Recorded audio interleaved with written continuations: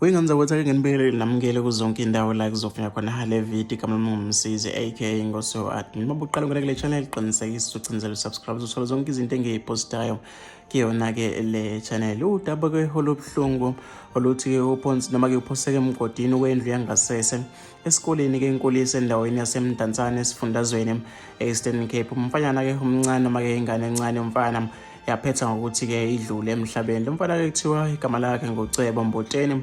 Ulemali ke ngolesino ledlule kuthiwa ke uthisha wakhe wabona ke ukuthi akekho eklasini wase ke eyombheka bamthola ke ephoseni noma ke ephonse ke emgodini ke wendlu yangasese wayesephuthunyiswa ke esibhedlela okuyila ke yafike washonela khona. Izindaba ke lezi ezibhlungu kakhulu ke wengane zakwethu esezenzeka ke lapha esifundazweni sase Eastern Cape.